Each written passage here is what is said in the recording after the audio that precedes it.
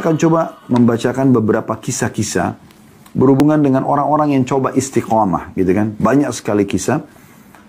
Yang menarik dari sebuah buku ya, judulnya Kisah-Kisah Nyata, ditulis oleh Ibrahim bin Abdullah Al-Hazimi. Ya.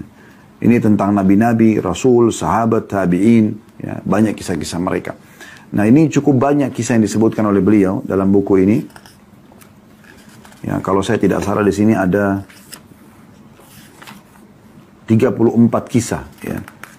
Saya coba baca. Di antaranya kisahnya adalah ada kisah ke-27 ya. Nanti mungkin saya mundur sedikit. Saya akan ambil beberapa kisah ke belakang 27, ada yang 26 dan seterusnya. Ini kebetulan yang saya buka saja, yang saya coba bacain gitu kan. Judulnya memberi 1 dirham lalu Allah memberinya 120 ribu dirham. Dikatakan dari Fudail bin Iyad rahimahullah, ini salah satu ulama tabi'in yang hidup dari tahun 105 Hijriah sampai 187 Hijriah. Fudail bin Iyad terkenal seorang alim ulama dulu. Ia berkata, seseorang laki-laki menceritakan kepadaku bahwa ada laki-laki yang keluar membawa benang tenun. Lalu ia menjualnya seharga 1 dirham untuk memberi tepung. Jadi dia hidup dari penghasilan ya harian. Kebetulan waktu itu dia punya benang, dia jual 1 dirham. Untuk dia biaya hidup dia sama istri dan anak-anaknya. Lalu setelah menjual 1 dirham, dia melewati ada 2 orang yang sedang berkelahi, ribut, saling menjambak. Ya. Narik-narik rambut satu sama yang lain. Lalu orang yang punya 1 dirham ini bertanya, ada apa ini? Kenapa kalian berantem? Kenapa kalian berkelahi? Maka dikatakan kepadanya bahwa keduanya bertengkar karena uang 1 dirham, memperbuat 1 dirham. Maka tanpa lama banyak berpikir, dia langsung memberikan 1 dirham yang dia miliki itu untuk menyelesaikan perkara mereka. Lalu ia pulang ke rumahnya, mendatangi istrinya dan mengabarkan apa yang sedang terjadi. Istrinya juga salihah, bukan orang yang justru mengatakan kenapa dikasih saya sama anak-anak saja belum makan. Enggak. Istrinya cuma mencari barang apa lagi yang di rumah yang bisa dijual. Setelah dikasih ke suaminya, lalu laki-laki itu yang sebagai suami ini keluar lagi dan coba menjualnya. Tapi barangnya tidak juga laku. Kemudian tiba-tiba ia berpapasan dengan seorang laki-laki yang membawa ikan yang menebar bau busuk. Orang itu berkata kepadanya, orang yang sedang jadi tokoh kita ini berkata kepada orang yang bawa ikan busuk itu. Buku yang sedang dibahas oleh Ustadz Khalid Basalamah adalah buku kisah-kisah nyata yang diterbitkan oleh penerbit Darul Haq. Segera miliki buku ini dengan memesan di toko buku Imam Syafi'i Bekasi. Engkau membawa sesuatu yang tidak laku, dan aku juga membawa sesuatu yang tidak laku. Apakah engkau mau menukar ikan ini dengan barangku ini? Ini tidak disebutkan barang apa yang dia bawa dari rumah, tapi dia ingin tukar. Padahal ini ikan busuk gitu. Maka ia pun menukarnya. Maka pulanglah laki-laki itu ke rumahnya dengan membawa ikan tersebut yang busuk. Lalu ia berkata kepada istrinya, segeralah urus atau masak ikan ini, kita sudah hampir mati kelaparan. Karena nggak ada makanan sama sekali. Maka sang istri segera mengurus ikan tersebut, lalu dibelahnya perut ikan itu, maka tiba-tiba didapat dari perut ikan itu sebuah mutiara ya, yang mengkilau, mengeluarkan warna yang terang. Wanita itu pun mengatakan, wahai suamiku, dari perut ikan ini keluar sesuatu yang lebih kecil daripada telur ayam. Ia hampir sebesar telur burung merpati. Maka suaminya pergi sambil mengatakan, perlihatkan kepadaku. Maka ia pun melihat sesuatu yang tidak pernah dilihatnya sepanjang hidupnya. Pikirannya pun melayang dan hatinya berdebar. Lalu ia berkata kepada istrinya, aku kira ini adalah mutiara. Sang istri menyaut, tahukah engkau berapa nilai mutiara ini? Suaminya mengatakan tidak. Tetapi aku mengetahui siapa yang mengerti tentang itu. Lalu ia mengambil mutiara itu dan pergi ke tempat para penjual mutiara. Ia menghampiri kawannya yang ahli di bidang mutiara. Ia mengucapkan salam kepadanya. Sang kawan pun menjawab salamnya. Selanjutnya ia mengeluarkan sesuatu sebesar telur burung tersebut. Seraya berkata, periksalah berapa nilai benda ini. Kawannya memperhatikan benda itu begitu lama. Kemudian ia berkata, aku menghargainya 40 ribu. Jika anda mau, uang ini aku bayarkan kontan sekarang juga kepadamu. Tapi jika kamu menginginkan harga lebih tinggi, pergilah kepada si fulan. Dia akan memberimu harga lebih tinggi dari aku. Maka ia pun pergi kepada orang yang ditunjuk oleh kawannya tadi. Menunjukkan mutiara tadi. Kemudian orang yang kedua ini ya, terpukau dengan keelokan mutiara tersebut. Lalu menawar dengan 80 ribu dirham. Lalu dia mengatakan, jika engkau ingin harga yang lebih tinggi, pergilah kepada fulan, ditunjukkan orang yang ketiga. Lalu dia pun pergi, dan orang yang ketiga menawarnya dengan 120.000 dirham. Maka orang itu pun mengatakan, aku yakin tidak akan ada orang yang berani menawar lebih daripada ini sedikit pun. Lalu laki-laki itu mengatakan, baiklah saya jual. Lalu harta itu ditimbangnya. Maka pada hari itu yang membawa 12 kantong uang, pada masing-masingnya terdapat 10.000 dirham.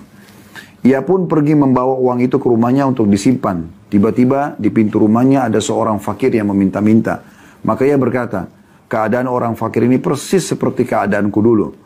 Dia mempersilahkan orang fakir itu masuk, dan orang itu pun masuk. Ia berkata, ambillah separuh dari hartaku ini. Maka orang fakir itu mengambil 6 kantong uang yang dibawanya. Setelah agak jauh, ia kembali lagi seraya berkata, sebenarnya aku bukanlah orang miskin atau fakir.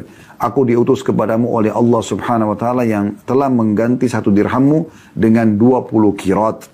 Dan yang diberikannya kepadamu itu baru 1 kirat saja, dan dia menyimpankan untukmu 19 kirat lagi. Maksudnya, kisah ini memberikan gambaran kepada kita. Bagaimana pada saat seseorang itu yakin dengan perintah Allah subhanahu wa ta'ala. Dan dia yakin kalau dia bersedekah, dia istiqamah dengan itu, Allah SWT akan berikan balasan. Dia hanya bantu orang 1 dirham, Allah ganti dengan 120 dirham. Bahkan Allah uji lagi. Setelah menerima uang itu pun masih ada orang miskin yang minta. Dan dia tidak menahan diri. Dia masih membagi. Bahkan dia mengatakan sesungguhnya orang miskin ini telah tertimpa apa yang menimpa aku. Maka dia bagi 2 lagi harta yang dia dapatkan. Begitu mulianya hati orang seperti ini. Tapi ini tidak mungkin dirasakan kecuali oleh orang-orang yang istiqamah. Ya. Kemudian di kisah 26-nya, saya sedikit mundur. Beliau mengangkat hadis yang masyhur ini ya. Hadis ini diriwayatkan oleh Imam Muslim dan juga Imam Ahmad. Bahwasanya Nabi SAW menceritakan, ada seorang pria yang berjalan di padang pasir, tiba-tiba dia mendengar suara dari langit yang mengatakan, airilah kebun si fulan. Dia lagi jalan, dia dengar ada suara dari langit. Airilah kebun si fulan.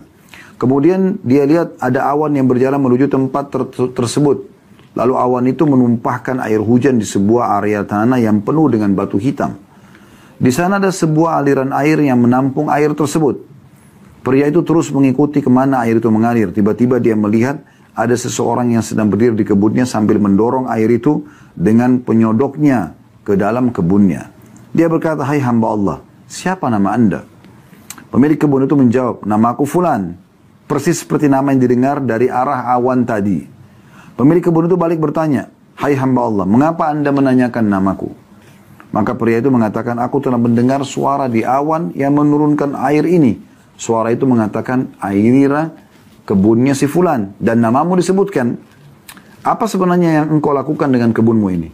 Maka pemilik kebun itu mengatakan, kalau itu yang engkau tanyakan, maka ketahuilah sesungguhnya aku biasa menghitung hasil yang didapat dari kebunku ini, lalu aku sedekahkan sepertiganya. Sepertiganya lalu aku makan bersama keluargaku, dan sepertiga yang terakhir aku kembalikan lagi ke kebunku untuk jadi modal usaha. Dalam riwayat lain, aku jadikan sepertiganya sebagai sedekah untuk orang-orang miskin, peminta-minta, dan ibnu sabil atau orang yang terputus jalan. Jadi, kisahnya adalah di musim panas yang peceklik ya. Orang lagi pada kepanasan, tidak ada air hujan, ada kebun yang dihujani oleh Allah subhanahu wa ta'ala. Bahkan Allah sengaja memperdengarkan dalam hadis riwayat Muslim ini seseorang yang mendengar suara dari awan. Ya, suara para malaikat yang mengatakan, turunkan hujan di kebunnya si Fulan, disebutkan nama orang ini. Dia penasaran, diikutin sama dia suara awan tersebut. Awan itu hujan turun di sebuah wilayah yang ada batu-batu hitam dan mengalir airnya. Maka dia ikutin terus air tersebut sampai ternyata di kebun seseorang. Maka dia bertemulah dengan orang ini. Kemudian ditanyakan kepada dia, ya, kenapa kok bisa kebunnya saja yang turun hujan, gitu kan? Ada masalah apa? Ada amal apa yang dia kerjakan? Ternyata dia istiqomah selalu mengeluarkan sepertiga dari hasil pendapatan dia itu untuk sedekah. Pernahkah teman-teman kita berpikir memiliki gaji misalnya 900 ribu, 300 ribunya langsung kita keluarkan di jalan Allah subhanahu wa ta'ala. Ini butuh kekuatan iman, apalagi harus istiqomah. Tapi ternyata Allah subhanahu wa ta'ala berikan dia kelebihan yang luar biasa gitu. Ya, sampai Allah memberikan jalan keluar. Dan ini memang butuh kita praktekkan dalam hidup kita supaya kita bisa melihat secara realita di dalam kehidupan kita bagaimana Allah membalas gitu ya. Mungkin itu dulu banyak kisah di sini atau cukup banyak. Saya akan tutup dengan kisah ke-19. Ya, saya mundur lagi. Nanti Anda bisa miliki buku ini, cukup banyak kisah-kisah nyatanya. Yaitu meninggalkan dusta maka diterima kerja. Ini bukan kisah klasik tapi kisah sedikit modern di Eropa, beliau mengatakan. Dalam kisah ini dikatakan ada seorang pria berkebangsaan Eropa yang telah memeluk agama Islam dan baik keislamannya, jujur dalam tindakannya dan bersemangat untuk menampakkan keislamannya. Dia bangga dengan keislamannya di hadapan orang-orang kafir, tanpa ada perasaan minder, malu atau ragu. Bahkan tanpa ada kesempatan terlewatkan, dia selalu bersemangat untuk menampakkan keislamannya itu. Suatu saat dia bercerita bahwa ada sebuah iklan lowongan kerja di sebuah instansi pemerintah yang kafir. Pria muslim yang bangga dengan keislamannya itu mengajukan lamaran untuk mendapat pekerjaan tersebut. Dan dia harus melalui tes wawancara. Dan terjadilah persaingan untuk mendapatkan pekerjaan tersebut. Saat tiba gilirannya untuk tes wawancara, panitia khusus instansi itu mengatakan mengajukan beberapa pertanyaan kepadanya. Di antara pertanyaan-pertanyaan tersebut adalah, apakah Anda meminum minuman keras? Maka dia menjawab, si muslim ini, tidak. Saya tidak mengkonsumsinya karena saya muslim dan agama saya melarang untuk mengkonsumsi dan meminumnya. Jadi dia mesti istiqamah dengan haram tersebut. Dia tidak mau langgar. Panitia bertanya lagi, apakah Anda memiliki teman kencan atau pacar? Teman muslim ini mengatakan, atau orang muslim ini mengatakan tidak, karena agama Islam yang saya peluk telah mengharamkannya. Saya hanya berhubungan dengan istri yang telah saya nikahi sesuai dengan syariat Allah saja. Wawancara pun selesai dan dia keluar dari ruang tes, tapi dia agak pesimis akan berhasil dalam persaingan tersebut. Akan tapi di luar dugaan ternyata hasil akhirnya adalah bahwa semua pelamar yang jumlahnya banyak itu gagal dan hanya dialah satu-satunya yang berhasil lulus dari dalam tes itu. Kemudian dia pergi menemui ketua panitia tes dan mengatakan, tadinya saya mengira bahwa Anda akan menghalangi saya untuk mendapatkan pekerjaan ini sebagai balasan atas perbedaan agama antara saya dengan Anda, juga karena saya memeluk agama Islam.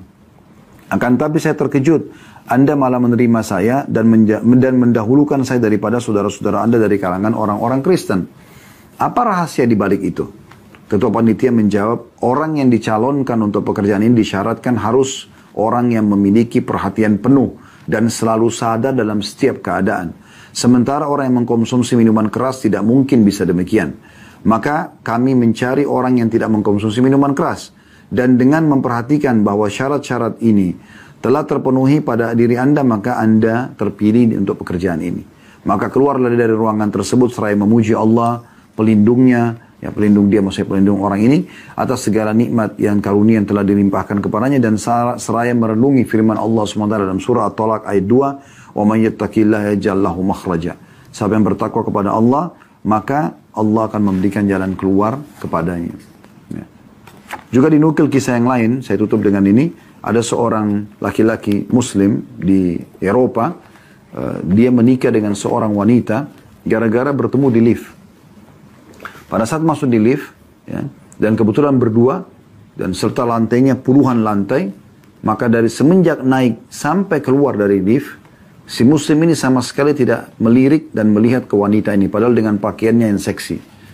Dan umumnya orang pasti akan melirik dan melihat ke orang ini. Maka perempuan ini penasaran, karena tidak satu kata pun terucapkan dari puluhan lantai yang dilewati dengan lift tersebut, bahkan tidak melihat sama sekali. Laki-laki ini menurunkan pandangannya. Karena penasaran, setelah keluar dari lift, perempuan ini bertanya, kenapa Anda tidak melihat ke saya? Tidak seperti umumnya laki-laki yang kalau melihat ke saya, pasti akan melihat dengan tubuh yang terbuka seperti ini. Dia mengatakan, saya seorang muslim dan agama saya melarang untuk itu. Maka saya tidak melihat Anda karena Allah atau agama melarangnya. Setelah dia telusuri, ternyata betul itu perintah agama Islam. Akhirnya wanita ini masuk Islam dan akhirnya menikah dengan laki-laki tersebut. Dan ada ribuan kisah yang seperti ini. Di saat orang itu coba istiqamah, menjaga dirinya di atas agama Allah SWT, Allah malah memberikan dia keselamatan dan keberuntungan insya Allah.